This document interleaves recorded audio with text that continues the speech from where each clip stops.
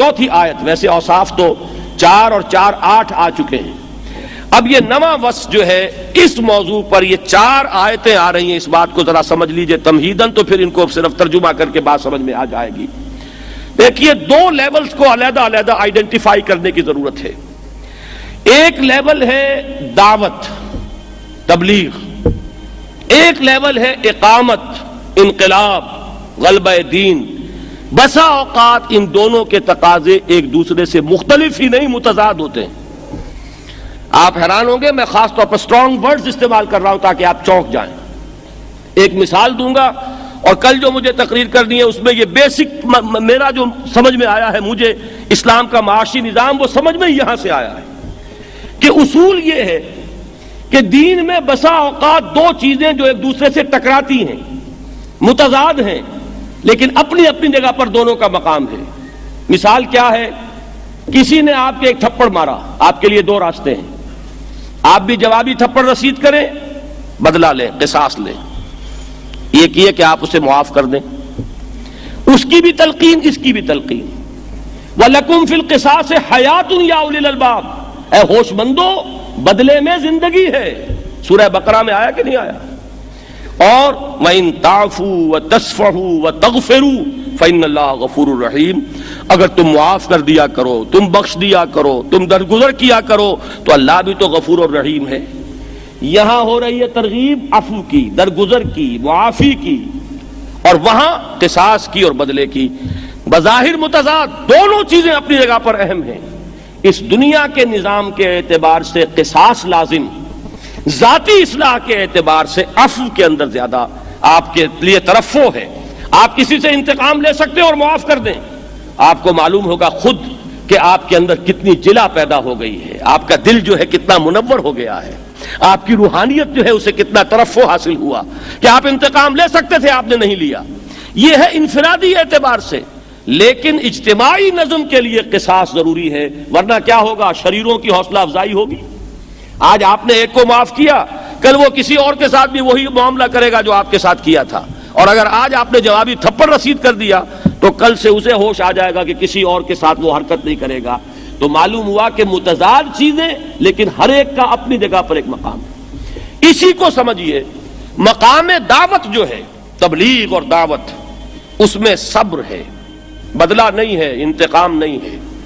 مارے کھاؤ، صبر کرو، گالیاں کھاؤ، دعائیں دو، لوگ پتھراؤ کریں، تم پھول پیش کرو، لوگ گالیاں دیں، تم راتوں کو کھڑے ہو کر ان کی ہدایت کے لیے دعا کرو، لوگ تمہیں لہو لہان کر دیں اور فرشتہ بھی آ گیا ہو کہ تمہیں اختیار ہے اے محمد، آج اختیار تمہارے ہاتھ میں ہے، ذرا کہہ دو اللہ نے مجھے بھیجا ہے، ملک الجبال عرض کر رہا ہے اللہ نے مجھے بھیجا ہے، اگر آپ فرمائیں تو میں ان دونوں پہاڑوں کو ٹکرا دوں جن کے مابین یہ طائف کی بستی آباد ہے، اور اس کے رہنے والے پس کر سرما بن جائیں۔ لیکن نہیں، وہاں بھی کیا فرمایا کہ نہیں، اے اللہ ان کو ہدایت دے۔ کیا عجب، فرشتے سے آپ نے کیا فرمایا؟ کیا عجب کہ اللہ تعالیٰ ان کی آئندہ نسلوں کو ہدایت دے دے۔ یہ کیا ہے؟ یہ ہے مقام دعوت۔ سید ابو الحسن علی ندوی مدظ اللہ علی میاں، جن کو عام طور پر کہتے ہیں، ان کی کتاب جو 4-5 جلدیں، 5ویں اس کی جلد جو آئی تھی وہ انہوں نے خود مجھے ہدیتاً پیش فرمائی دہلی میں، تاریخ دعوت و عزیمت۔ اب یہ دعوت و عزیمت اور شے ہے، اچھی طرح سمجھ لیجئے گا، اس کے تقاضے اور ہیں، اور ایک ہے اقامت اور غلبے کی جد و جہد، وہ تو اس طرح نہیں ہوگی، اس کے لیے تو بدلے بھی لینے پڑیں گے، اس کے لیے تو آپ کا خون اندر ہی اندر کھولتا ہے، اور اس کو ایک وقت کے لیے کہا جا رہا ہے روکے رکھو، ایک وقت آئے گا جبکہ تمہیں کہا جائے گا کہ اب بزن، اب آؤ میدان میں، اور وہ پورا جوش جو تم نے اپنے اندر، جو تمہارا خون کھولتا رہا ہے، جو تم نے اپنے اندر قوت جمع کی ہے، اس کو لاؤ میدان کے اندر بروئے کار لاؤ۔ ان دونوں چیزوں میں وہی نسبت ہے جو نسبت اس عفو اور قصاص میں ہے۔ جس طریقے سے عفو جو ہے وہ انفرادی اصلاح کے لیے بہت مفید، اجتماعی نظام کے لیے نہیں، اجتماعی نظام کے لیے قصاص، اسی طریقے سے وہ صبر اور گالیاں سن کر دعائیں دینا اور پتھراؤ کے جواب میں پھول جو ہے لوگوں کو پیش کرنا، مقام دعوت پر تو ہے، لیکن مقام اقامت پر جب آئے گا مرحلہ تو تلوار ہاتھ میں لے کر میدان میں آنا ہوگا، پھر گردنیں اڑانی ہوں گی۔ میں آخری بات کہہ رہا ہوں، آپ شاید سن کر لرس جائیں، شاید آپ نے کبھی سیرت کا اس طور سے مطالعہ نہ کیا ہو، آپ ذرا غور کیجئے محمد الرسول اللہ کا مزاج صلی اللہ علیہ وسلم، رافت، رحمت، شفقت، محبت، نرمی اس کی آخری انتہا ہے، لیکن وہی محمد الرسول اللہ ہے جو ایک پورے قبیلے کے جوان مردوں کو ذبح کروا رہے ہیں اپنی نگاہوں کے سامنے۔ کروایا کہ نہیں کروایا؟ پورا قبیلہ۔ بنو قریظہ کے ساتھ کیا ہوا کہ صرف جو ہے ان کے بوڑھے اور عورتیں اور ان کے بچے چھوڑ دیے جائیں گے، باقی ان کے سارے جوان جو ہیں وہ قتل کیے جائیں گے۔ یہ قتل کیسے ہوئے؟ ایک پورے قبیلے کی جوان نفری کو قتل کرایا کس نے؟ محمد الرسول اللہ نے۔ ان سے زیادہ کوئی شفیق ہوگا؟ ان سے زیادہ کوئی رحیم ہوگا؟ ان سے زیادہ کوئی معاف فرمانے والا ہوگا؟ ان سے زیادہ کوئی درگزر کرنے والا ہوگا؟ لیکن ایک وقت آتا ہے جب کہ یہ کام کرنا پڑتا ہے۔ بات سمجھ رہے ہیں؟ وہی محمد الرسول اللہ صلی اللہ علیہ وسلم اس عورت کے رجم کا حکم دے رہے ہیں جس کے بارے میں ساتھ فرما رہے ہیں کہ اس نے وہ توبہ کی ہے کہ اگر سارے مدینے والوں پر تقسیم کر دی جائے تو ان کی نجات کے لیے کافی ہو جائے۔ لیکن اللہ کا قانون اپنی جگہ ہے۔ وَلَا تَأْخُذْكُمْ بِهِمَا رَأْفَةٌ فِي دِينِ اللَّهِ، یہ مجرم ہیں جنہوں نے اللہ کے احکام کو توڑا ہے۔ اب ان کے لیے آپ کے دل میں کوئی نرمی اور شفقت پیدا نہ ہونے پائے۔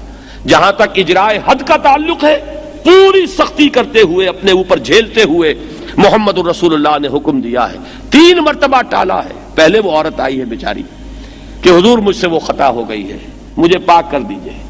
آپ فرماتے ہیں پہلے تو اور کچھ سوالات کیے، پھر یہ پوچھا کہ کہیں تمہیں حمل تو نہیں رہ گیا؟ کہ حضور وہ تو ہوا ہے۔ تو اس ننگی جان کا کیا قصور ہے جو تمہارے جسم کے اندر پرورش پا رہی ہے؟ تمہیں تو ہم ختم کر دیں گے، اس کو کس گناہ کے پاداش میں؟ جاؤ وضع حمل کے بعد آنا۔ وہ اللہ کی بندی پھر آ گئی ہے، حضور دیکھیے میں فارغ ہو چکی ہوں، اب مجھے پاک کر دیجیے۔ آپ فرماتے ہیں کہ ابھی تو اس کا وجود تمہارے اوپر ڈیپینڈنٹ ہے، یہ تو ختم ہو جائے گا، جاؤ دودھ پلاؤ۔ پھر آتی ہے جس کے بچے، اس وقت جب کہ بچے کے ہاتھ میں وہ ٹکڑا ہے روٹی کا کھاتا ہوا آیا ہے۔ آپ سمجھیے کہ کم سے کم 3 سال بیت گئے اس میں۔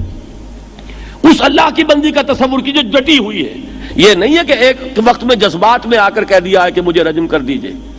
ایک عورت کا اس فیصلے کے اوپر 3 سال تک استقامت کا معاملہ ہے۔ ورنہ آدمی سوچے کہ ہو گئی حماقت مجھ سے، اس وقت خامخواہ میں نے جا کے کر لیا، جان بچاؤ۔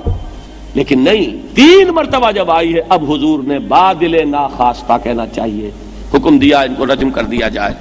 رجم کی گئی، لیکن جب ایک مسلمان کی زبان سے نکل گیا کہ کتنی بے حیا عورت تھی، تو حضور نے ڈانٹ دیا کہ نہیں، اس نے وہ توبہ کی ہے کہ اگر تمام جو رہنے والے ہیں مدینے کے ان پر تقسیم کر دیا جائے تو تمام کی نجات کے لیے کافی ہو جائے گی۔ لیکن رجم بہرحال ہوا۔ یہ ہے اصل میں فرق، سمجھیے گا۔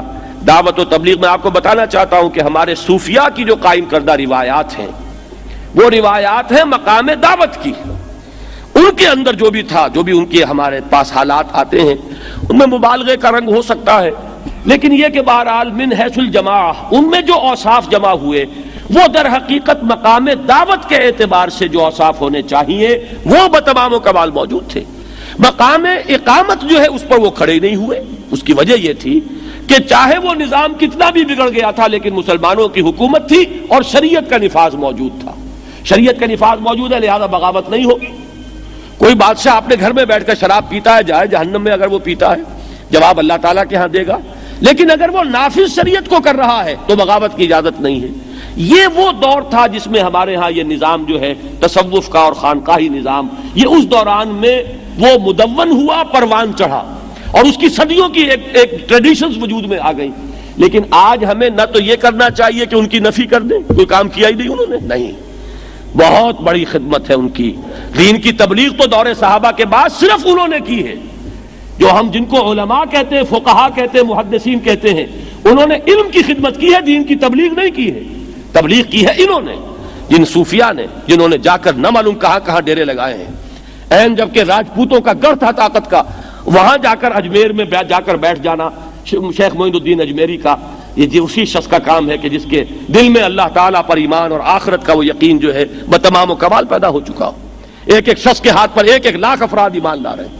تو در حقیقت ان کی نہ خدمات کی نفی ہوگی، نہ یہ کہ اب اسی نظام کو ہمیشہ کے لیے آپ سمجھیں، جب بھی دین کا کام کرنا ہو تو اسی نظام کے پیمانوں پر اور کرائیٹیریا اور اس کے جو بھی معیارات ہیں اس پر ناپنے لگیں۔ وہ نظام اس کام کا نہیں ہے۔ اس کام کے لیے تو اقبال نے جو کہا صحیح کہا کہ نکل کر خانقاہوں سے ادا کر رسم شبیری، کہ رسم خانقاہی ہے فقط اندوہ دلگیری. اب وہ نظام جو ہے وہ اس اقامت دین کی جد و جہد کے اندر اس کی مناسبت رکھنے والا نہیں ہے. اس کے لیے تو آنا پڑے گا میدان میں. اب یہ پس منظر جو ہے، یہ فرق و تفاوت، اس کو ذہن میں رکھیے. اب آیت پڑھیے. والذین اذا اصابہم البغی ہم ینتصرون، اور وہ لوگ جب ان پر کوئی تعدی ہوتی ہے، ظلم ہوتا ہے، زیادتی ہوتی ہے، وہ بدلہ لیتے ہیں. بتائیے الفاظ کا ذرا انداز دیکھیے، تیکھا انداز جو یہاں رخ ہے کلام کا، اس کو سمجھیے. بجائے اس کے وہ معاف کر دیتے ہیں، وہ تو بہت شفیق ہوتے ہیں، وہ تو بہت رحم دل ہوتے ہیں. اچھی باتیں تو یہ ہے نا بظاہر، وہ کسی سے انتقام نہیں لیتے، وہ کسی کے ساتھ جو ہے معاملہ وہ عفو درگزر کے سوا کوئی نہیں. عفو درگزر کے علاوہ بھی ایک معاملہ ہے جو کرنا پڑتا ہے. والذین اذا اصابہم البغی ہم ینتصرون، جیسے کہ میں عرض کر چکا ہوں، جس میں حمیت نہیں وہ کوئی کام کر ہی نہیں سکتا. لہذا غصہ آنا چاہیے، خون کھولنا چاہیے. یہ دوسری بات ہے کہ اس اقامت دین کی جد و جہد کے مرحلے کے اعتبار سے ابھی اگر ہاتھ رکے ہوئے ہیں تو ہاتھ روکے رکھو. یہ نہیں کہ خون کھولے نہیں، خون کھولے، لیکن پارٹی ڈسپلن ہے جس کی وجہ سے ہاتھ بندھا ہوا ہے. محمد کا حکم ہے، ہاتھ بندھا ہوا ہے صلی اللہ علیہ وسلم. اس لیے کہ اللہ کا حکم تو قرآن میں بعد میں نازل ہوا ہے. یہ نوٹ کیجئے گا، میں نے جان بوجھ کر کہا ہے. سورہ نساء میں وہ الفاظ آئے ہیں کفو ایدیکم. سورہ نساء تو مدنی ہے. یہاں 12 برس تک یہ حضور کا حکم تھا صلی اللہ علیہ وسلم کہ مسلمانوں ٹیک آل دی پرسیکیوشن لیکن نو ریٹیلیشن. جو بھی تشدد آئے جھیلو، سٹینڈ فاسٹ، ڈٹے رہو، لیکن جوابی کارروائی نہیں ہوگی. یہ ہے وہ کہ خون کھولے لیکن قابو میں رکھو. اتنا نہ کھولے کہ تم بے قابو ہو جاؤ. اگر بے قابو ہو جاؤ گے تو پھر تو کوئی کام ہوگا نہیں. خون کھولتا ہی نہیں تو تم بے غیرت ہو، تم سے کوئی کام ہوگا ہی نہیں. خون کھولے لیکن قابو میں رہے. یہ جس طریقے سے والذین اذا ما غضبوا هم یغفرون آیا تھا، اسی طرح آ رہا ہے والذین اذا اصابہم البغی هم ینتصرون وجزاء سیئۃ سیئۃ سیئۃ مثلھا. اور جان لو قانون یہ ہے. اب چونکہ اقامت دین کی بات ہو رہی ہے، نظام دین کی بات تو قانون کے لیول کی ہوگی. شریعت کا قانون یہی ہے کہ برائی کی سزا، برائی کا بدلہ اتنی ہی برائی، ویسی ہی برائی. اس میں دونوں باتیں آ گئیں. ایک تو یہ کہ بدلہ لینا کوئی بری بات نہیں ہے.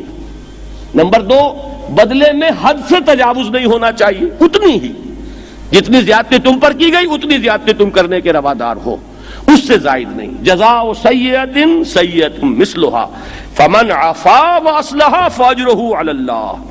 ہاں جو معاف کر دے اور اصلاح کرے اس کا اجر اللہ تعالیٰ کے ہاں محفوظ ہوگا. دیکھیے پھر وہی بات آ گئی، انڈیویجول لیول پر نفی نہیں کی گئی. آپ انتقام پر قادر ہوں اور پھر معاف کر دیں تو آپ کے اپنے اندر ایک روحانی ترفع پیدا ہو جائے گا. ذاتی لیول پر اجر و ثواب آپ کا معین ہو جائے گا. اگرچہ اقامت دین کی جد و جہد کے لیے ضروری یہ ہے کہ یہی چیز نہ رہ جائے، سب کے سب بھکشو نہ بن جائے، سب کے سب جو ہے بدھ مت کے بھکشو، کوئی انہیں مارے کچھ کرے انہیں تو ہاتھ اٹھانا ہی نہیں. یہ کام دنیا میں کوئی نہیں ہو پائے گا. معلوم ہو کہ یہ بدلہ بھی لیتے ہیں، معاف بھی کر دیتے ہیں، لیکن یہ نہیں سمجھنا چاہیے، دھوکہ نہیں کھانا چاہیے. ہو سکتا ہے کہ یہ معاف نہ کریں بلکہ بدلہ لیں. ایک عجیب بیلنس اس کیفیت کے اندر درکار ہے، تبھی یہ بات صحیح رخ پر آگے بڑھ سکے گی. فمن عفا واصلح فاجرہ علی اللہ انہ لا یحب الظالمین. اللہ تعالی ظلم کرنے والوں کو پسند نہیں کرتا. وَلَمَنِ انتصر بعد ظلمہ فاولئک ما علیہم من سبیل. اور جو شخص اس کے بعد کہ اس پر ظلم ہوا ہو، تعدی ہوئی ہو، زیادتی کی گئی ہو، اگر انتقام لیتا ہے تو اس پر کوئی راستہ نہیں ہے ملامت کا. اس کو یہ کہنا کہ تم نے برا کام کیا، یہ ہرگز جائز نہیں. ٹھیک ہے ایک اعلیٰ سطح کی بات ہے کہ معاف کر دیں آپ، ٹھیک ہے آپ کریں گے تو آپ کی مرضی ہے، اس کا اجر و ثواب آپ کو مل جائے گا، اس کے لیے جو روحانی ترفع ہوگا وہ آپ کو حاصل ہو جائے گا. لیکن معاشرے میں یہ بات کہ اگر کسی نے بدلہ لیا ہے تو اسے آپ گھٹیا سمجھے، یہ در حقیقت دین کے اس دوسرے پہلو کی نفی ہو جائے گی. آپ گھٹیا نہ سمجھیے، بدلہ لینے والے کے لیے حق اس کا موجود ہے. وَمَنِ انتصر بعد ظُلْمِهِ فَأُولَئِكَ مَا عَلَيْهِم مِّن سَبِيلٍ. جو مظلوم اگر وہ کوئی بدلہ لے رہا ہے تو اسے گھٹیا کام نہیں کہا جائے گا، اسے کوئی ملامت نہیں کی جائے گی. یہ نہیں کہا جائے گا کہ اس نے کوئی گھٹیا کام کیا ہے، برا کام کیا ہے، کوئی ملامت کا، کوئی مذمت کا راستہ اس پر نہیں ہے۔ دیکھیے یہی بات جو ہے قرآن مجید میں مختلف مواقع پر اسی پیرائے میں آئی ہے کہ یہ توازن قائم رکھنا جو ہے وہ ہے دین کی اصل، جو اس کا حسن اور خوبی جو ہے وہ اس توازن کے اندر ہے۔ یہ توازن جب ختم ہو جاتا ہے، اقیم الوزن بالقسط، اس پورے توازن کو پورے عدل اور اعتدال کے ساتھ برقرار رکھنا، یہ ہے دین کا، جس سے کہ اصل حسن نکھر کر سامنے آتا ہے۔